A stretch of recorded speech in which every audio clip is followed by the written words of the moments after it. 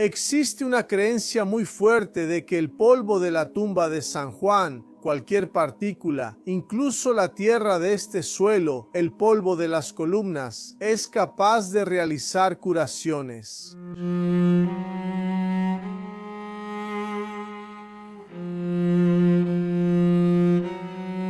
Estaban de pie junto a la cruz de Jesús, su madre y la hermana de su madre, María, la de Cleofás, y María Magdalena. Entonces Jesús, viendo de pie a su madre y al discípulo que él amaba, le dijo a su madre: «Mujer, ahí tienes a tu hijo». Y enseguida le dijo al discípulo: «Ahí tienes a tu madre». Y a partir de esa hora, el discípulo la recibió en su casa.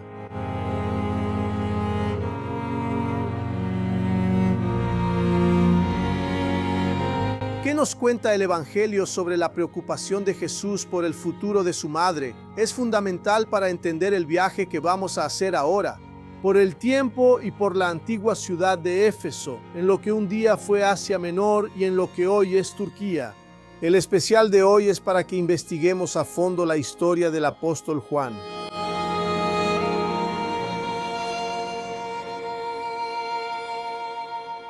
La primera pregunta que tenemos que hacer es: ¿quién era el discípulo amado que aparece en el Evangelio de Juan? Y aún más, ¿existía realmente un discípulo amado? ¿O eso es una visión muy particular del autor del Evangelio de Juan? ¿Por qué solo un evangelio dice eso y es un detalle del texto? En realidad nos damos cuenta de que él deja de decir el nombre del discípulo más amado. ¿Por qué el autor del Evangelio de Juan omitiría el nombre del discípulo si él era el más amado por Jesús? ¿No sería de esperarse que él dijera el apóstol tal, el más amado por Jesús? ¿Su discípulo más amado, Juan, Pedro, Bartolomé, Magdalena? Y justo en el momento de la crucifixión, ¿acaso el autor del Evangelio realmente no quiso especificar quién era el discípulo amado? ¿Acaso quiso que cualquier apóstol pudiera de alguna forma encajar en esa descripción? Como en muchos otros misterios, la tradición aquí se encargó de llenar los vacíos, queriendo definir, al final, quién era ese discípulo amado. Y la sentencia comenzó a ser escrita por uno de los más grandes teóricos cristianos del período que siguió al final de la vida de los apóstoles. En el siglo II, cuando el cristianismo todavía se estaba formando, Ireneo de León, el obispo, escribió un inmenso tratado combatiendo las llamadas herejías y prácticamente definiendo lo que era la verdad católica. Dio a entender que el discípulo amado que estaba al pie de la cruz era Juan, hijo de Zebedeo.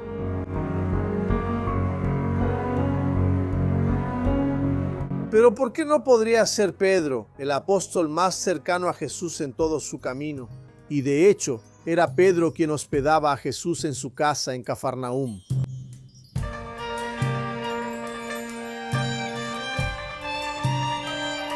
Existe una corriente de investigación muy actual que dice que el discípulo amado era Santiago, aquel que nos es presentado en los evangelios como hermano de Jesús. ¿Tiene sentido? Claro, Santiago era muy cercano a Jesús.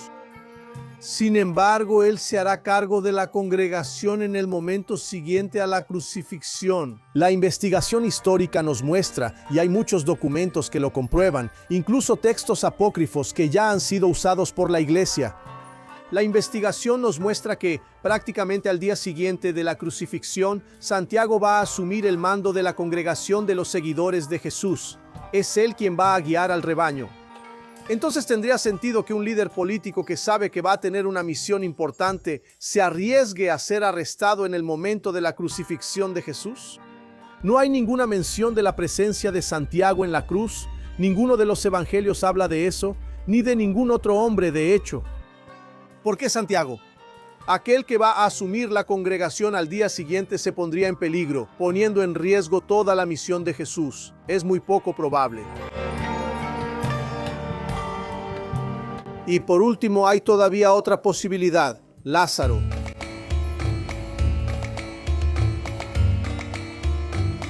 Tiene mucho sentido pensar que Jesús y Lázaro estaban cerca, muy cerca en ese momento. Hacía pocos días que Jesús había visitado la tumba de Lázaro, y la historia nos cuenta que ahí ocurrió la resurrección de Lázaro. O sea, los dos ya eran amigos, acababa de ocurrir un gran milagro atribuido a Jesús, y por supuesto que Jesús y Lázaro estarían muy cercanos en ese momento.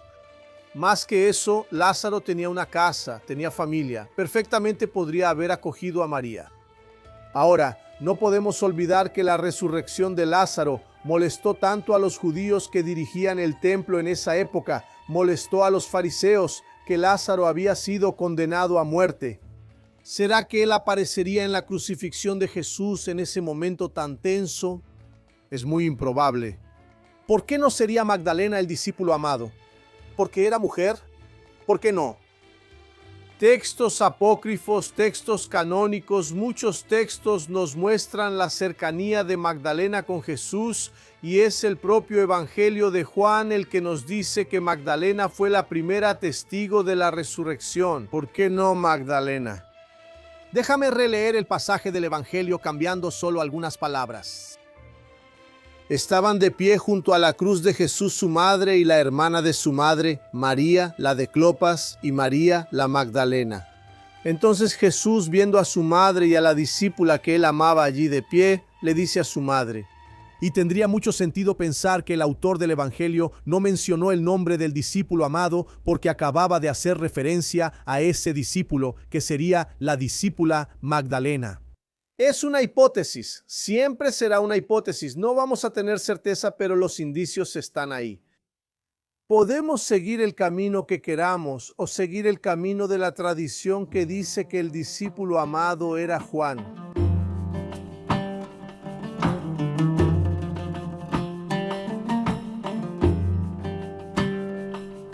Y la pregunta sigue resonando aquí entre las ruinas y montañas de Éfeso. ¿Por qué Juan? Podemos especular, pero nunca vamos a tener certeza. La tradición va a decir que es porque él fue uno de los primeros en seguir a Jesús, porque estuvo en la pesca milagrosa y también porque es mencionado en momentos importantes de la vida del Maestro. Ireneo de León escribió: después, Juan, el discípulo del Señor, aquel que también reposó sobre su pecho, publicó el Evangelio mientras residía en Éfeso, en Asia. Al decir que Juan reposó sobre el pecho de Jesús, Ireneo no está diciendo que él es el discípulo amado, sino que era un discípulo amado. Lo que Ireneo hace sí es decir que Juan, el apóstol, es el mismo que Juan el evangelista.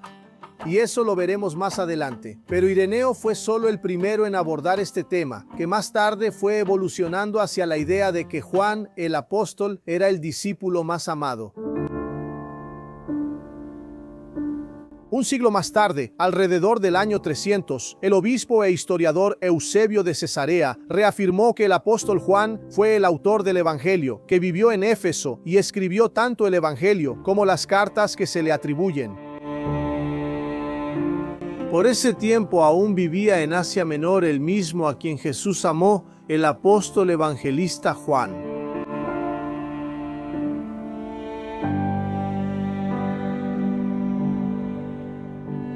El libro del Apocalipsis, que se atribuye al mismo autor del Evangelio de Juan, hace una referencia importante a Éfeso, ya en el segundo capítulo, en lo que sería un mensaje de Jesús a las iglesias de esa región que en ese tiempo era conocida como Asia Menor. Y según lo que dice el libro del Apocalipsis, Jesús estaría satisfecho con la forma en que los cristianos de aquí estaban lidiando con los llamados falsos apóstoles. Escribe al ángel de la iglesia de Éfeso: esto dice aquel que tiene en su mano derecha las 7 estrellas, que camina en medio de los 7 candelabros de oro. Conozco tus obras, tu trabajo y tu paciencia, y que no puedes soportar el mal. Y pusiste a prueba a los que dicen ser apóstoles y no lo son, y los hallaste mentirosos, y has sufrido, y tienes paciencia, y has trabajado por mi nombre, y no te has cansado. Juan era hijo de Zebedeo, hermano de Santiago, que por su edad fue conocido como Santiago el Mayor. Juan y Santiago formaron parte de lo que se nos presenta como el grupo de los 12 apóstoles originales de Jesús. Aparece muy joven al lado del Maestro en las representaciones de la Última Cena, que fueron hechas mucho después de los comentarios de Ireneo y Eusebio. Y según esta interpretación, habría sido el único apóstol que presenció la crucifixión de Jesús. Pero será cierto, ¿eh? ¿No tiene más sentido pensar que, al igual que los otros apóstoles, Juan tuvo que esconderse para no ser arrestado, torturado y asesinado por los romanos, como acababa de pasarle al Maestro? No tenemos noticias de los otros apóstoles en la crucifixión y ni siquiera este discípulo amado es mencionado por su nombre. O incluso, ¿no tiene más sentido pensar, siguiendo el propio Evangelio de Juan, que eran las 3 Marías las que estaban ahí en el momento de la crucifixión y que una de ellas sería el discípulo amado? Bueno, en ese caso el discípulo amado sería María Magdalena. En ese momento tan importante que mencioné al principio, en el capítulo 19, el Evangelio de Juan afirma que Jesús confió el cuidado de su madre al discípulo amado. Desde lo alto de la cruz Jesús dijo eso. Y la tradición, como ya mencioné, sentenció que el discípulo amado era el apóstol Juan. Pero nunca hubo una prueba contundente de eso. Lo que sabemos, ante todo lo que sucedió después, con toda la persecución, es que Juan vino aquí a Éfeso. Él vino a predicar en una de las ciudades más grandes del Imperio Romano, y eso tenía mucho sentido. Ahora la tradición también nos dijo que Juan vino con María. Sobre la llegada de Juan aquí, tenemos una información histórica muy contundente e importante. Aún en el siglo II, el obispo Policarpo de Éfeso escribió una carta al Papa Víctor allá en el Vaticano, informando sobre la existencia de una tumba de San Juan por aquí. Juan habría vivido mucho tiempo. Hay quienes dicen que más de 90, tal vez 100 años, no tenemos certeza. Lo que parece seguro es que él fue el apóstol que vivió más tiempo y el único que no fue martirizado. Que Juan seguía con vida en ese tiempo está confirmado por 2 testigos. Y estos testigos, representantes de la ortodoxia de la Iglesia, son muy dignos de confianza, tratándose de hombres como Ireneo y Clemente de Alejandría.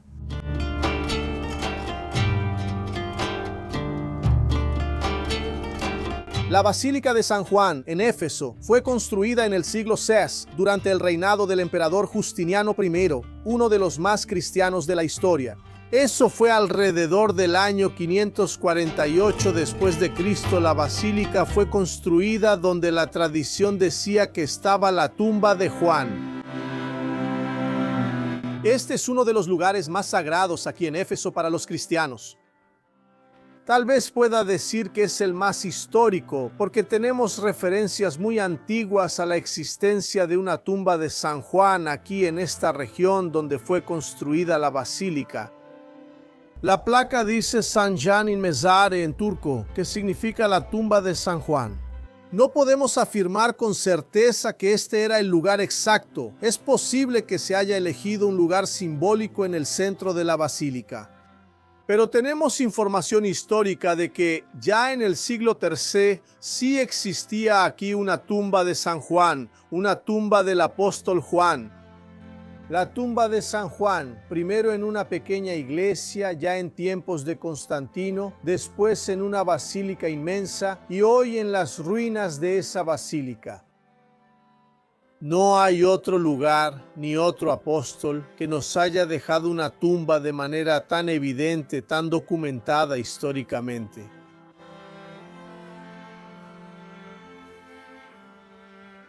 Existe una creencia muy fuerte de que el polvo de la tumba de San Juan, cualquier partícula, incluso la tierra de ese suelo, el polvo de las columnas, es capaz de realizar curaciones, porque nos conecta directamente con San Juan.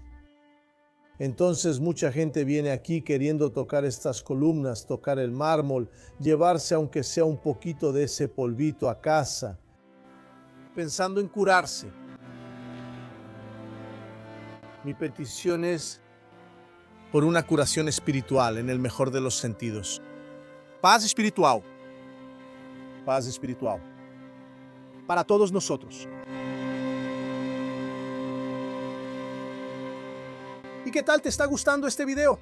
Entonces déjame invitarte. Ven a estudiar conmigo en el curso La historia de la Madre de Jesús. Es un curso inmersivo, con 15 clases y más de 7 horas de aprendizaje. Empezamos con el nacimiento de María, seguimos con ella hasta el momento de su muerte y luego emprendemos un viaje de 2000 años lleno de muchas discusiones religiosas y toda la expansión de la devoción a Nuestra Señora. Si quieres estudiar conmigo desde ahora, entra a rodrigoalvarez.site. Para simplificar, ve directo al enlace que está aquí abajo en la descripción del video. Y casi se me olvidaba, hacemos más de 20 visitas a lugares sagrados, de París a Jerusalén. El enlace está aquí en la descripción. Solo tienes que hacer clic ahí y te espero en el salón de clases. Vamos a volver a ver nuestro video ahora.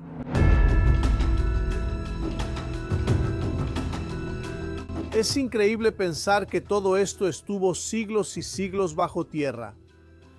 Fue solo recientemente, en el siglo XX, en un periodo en que Grecia tomó control de esta región en la larga batalla entre griegos y turcos, entre 1926 y 1928, los arqueólogos excavaron todo esto aquí, desenterraron todas estas piedras y columnas, y solo quedaron satisfechos cuando encontraron lo que creían que era la tumba de San Juan. Ese que acabo de mostrarles, ese lugar tan sagrado para los cristianos de hoy y también de antes. Ahora, los restos mortales, los huesos de San Juan, nada, absolutamente nada fue encontrado. Ahora, para que conozcamos algunos detalles históricos y curiosidades también sobre la construcción de la Basílica de San Juan, vamos a platicar con Emre Ardek, un guía turístico aquí en Turquía, muy experimentado, y que tiene la gran ventaja de que también habla portugués, porque vivió un tiempo en Brasil. Muchas gracias, Emre, por presentarnos Éfeso y esta basílica impresionante. Con mucho gusto. Bienvenidos a mi país.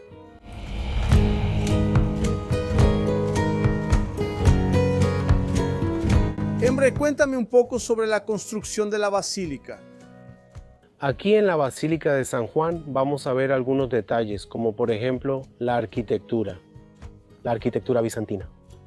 Entonces puede haber mucha influencia en la arquitectura de Santa Sofía y Santa Irene. Las dos iglesias de Estambul. Las dos iglesias que Estambul tenía, y hoy vemos lo mismo aquí. Se nota en los materiales, en el estilo y en las columnas. Por ejemplo, estas columnas. Estas columnas, por ejemplo, que vemos aquí, originalmente son de la región, pero mucho material de la Basílica de San Juan fue reutilizado.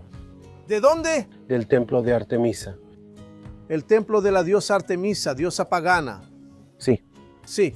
¿Las mismas columnas vinieron a la basílica? Ya era un lugar de ruinas. Ya había perdido su importancia porque la religión cambió allá de paganismo a cristianismo. Entonces el templo de Artemisa ya no tenía importancia. Ellos utilizaron esas mismas piedras y mármoles aquí en la nueva construcción. Es interesante pensar que San Pablo, que casi fue arrestado, incluso hay una tradición que dice que fue arrestado, enfrentó a la multitud por causa de la diosa Artemisa. Imaginar que después las columnas y las piedras del templo de Artemisa terminarían en una basílica cristiana. Sí. Es una historia así en toda Turquía. Toda una mezcla de diferentes culturas y diferentes religiones. Como hoy estamos en la Basílica de San Juan, aquí estuvo una vez el primer Éfeso, la ciudad romana. La ciudad antigua. Antigua, antes de los romanos, en el periodo hitita. Según la gente de Éfeso, aquí existía una tumba de San Juan. Desde el principio, desde la época en que murió San Juan, aquí en Éfeso. Y después aquí se construyó una capilla, podemos decir, en el periodo de Constantino, y en Teodosio, en el periodo de Teodosio, se construyó una iglesia más grande en tamaño, y Justiniano, en la misma época de la construcción de Santa Sofía y Santa Irene, aquí se construyó una basílica realmente gigante. ¿Qué había aquí? Aquí había una sala de bautismo en la Basílica de San Juan y en la región podemos ver muchas piscinas de bautismo de este mismo tipo. Es interesante que es un bautismo por inmersión. Sí, en las iglesias ortodoxas y también en los primeros siglos del cristianismo, Ese tamaño de piscina de bautismo es normal porque no solo eran los niños los que se bautizaban, también los adultos. Que se convertían. Sí, y entraban a esa piscina grande, o se puede decir enorme, comparando con las piscinas de bautismo de hoy. Es interesante primero porque nos remite a Juan el Bautista, el bautismo por inmersión, el bautismo de Jesús en el río Jordán. Jesús entra al agua para ser bautizado. Exactamente. Las piscinas en Jerusalén, donde todos los judíos entraban, las mikvé también eran así, con un lugar para entrar por una escalera. Te limpiabas, en algunos casos se entendía que también era una limpieza espiritual, como por ejemplo entre los esenios, y salías renovado de la piscina. Entonces es interesante entender que hasta el siglo VI aquí se preservaba un ritual judío. Es importante, es verdad, sí. Y estas piedras aquí, algunas vemos que son nuevas, tienen concreto nuevo, pero hay piedras de la época. Hay piedras. Hay mármol, puedes ver el color, el diseño del mármol. Algunas son originales, pero podemos imaginar que aquí quedó al aire libre durante muchos siglos. Y para proteger el suelo usaron mucho mármol nuevo y también concreto. ¿Cómo fue que se destruyó aquí? ¿Qué pasó para que este techo se cayera de repente aquí? ¿O no fue de repente? No fue de repente, fue en un periodo muy largo cuando Éfeso, como ciudad, perdió importancia y aquí ya no había mucha población. La población se mudó a Esmirna, o en turco Esmir, y por eso estos lugares, después de perder importancia, empezaron a decaer cuando no se cuidan muy bien. ¿Esa ánfora estaba aquí desde la época de los bizantinos? Sí, es verdad. Que ela era usada para fazer vinho? Vino, con certeza, Guardar, las iglesias. Guardar, fermentar vino, pero tiene otra actividad económica importante aquí en la región, que como hoy para Turquía es importante, tenemos 200 millones de árboles de olivo. La agricultura era importante y en esta región del Mar Egeo, el aceite de oliva, como en la historia, sigue siendo muy importante. Entonces, ¿habrían guardado aceite aquí para consumo, para iluminación? Para consumo y para vender, comerciar con las diferentes partes del mar Mediterráneo en esa época. Ahora, Emre, ¿por qué una ánfora dentro de la basílica?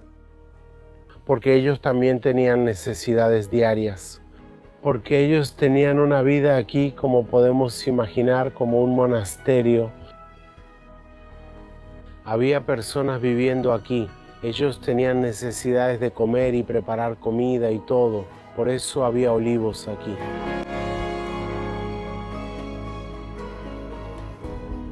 Siempre me quedo reflexionando sobre todo esto que hablamos durante nuestros especiales. Hoy decidí parar aquí para tomar un cafecito turco para poder digerir más y hablar un poco más de lo que es necesario decir. El café también es parte de estar aquí en esta región que hoy es Turquía. El café no existía de esta manera en la época de Jesús, nadie tomaba café. Ellos tenían otras bebidas, pero no café. El café realmente empezó en el siglo IX, en Etiopía, y después fue evolucionando. Aquí, en Constantinopla, que más tarde se convirtió en Estambul, la bebida llegó a ser lo que conocemos hoy. Entonces estamos en un lugar de la tierra donde el café tomó la forma que conocemos. Y lo interesante es que este es el método tradicional. Se calienta aquí en la arena. La ollita de bronce normalmente está en contacto con esta arena y el café se va calentando. Tarda un poco más de 2 o 3 minutos en estar listo, cuando la olla está caliente. Hay un calentador aquí abajo, ¿verdad? Y no hay café mejor que el café turco. De verdad he probado café en todo el mundo. Me encanta nuestro café brasileño, pero este es el que yo podría llamar café original, café clásico. El gran café del mundo es el café turco. Es el café.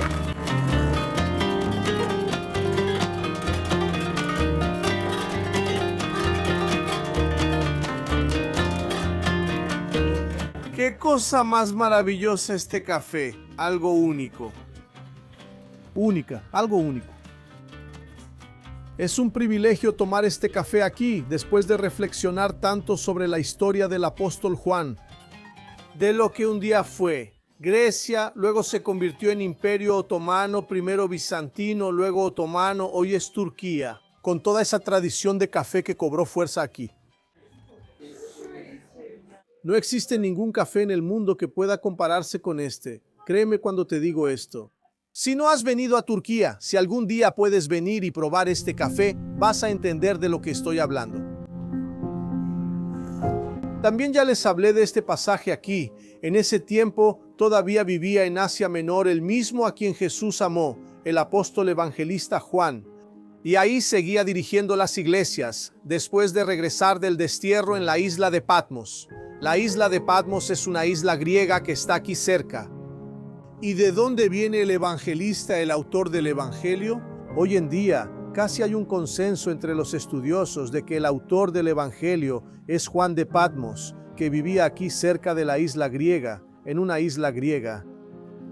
Después tenemos a Clemente de Alejandría diciendo que Juan se mudó de la isla de Patmos a Éfeso.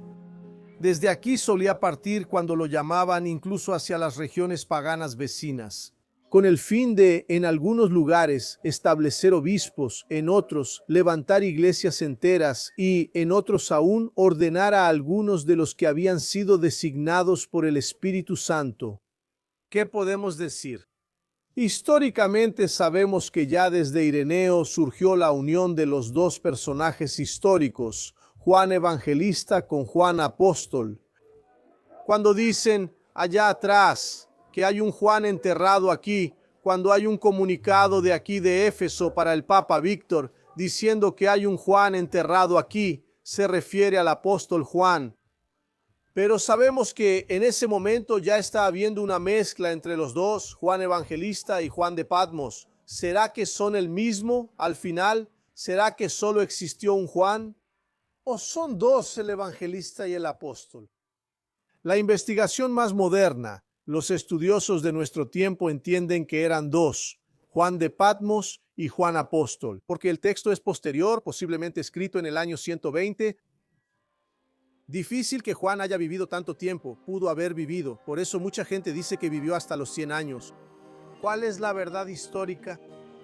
No estamos seguros, puede ser que sea el mismo Juan, puede ser que sea el apóstol que está enterrado aquí, puede ser Juan el evangelista que está enterrado aquí en Éfeso. Tal vez sean la misma persona. Voy a tomar mi cafecito aquí y despedirme de ti porque nuestro viaje continúa.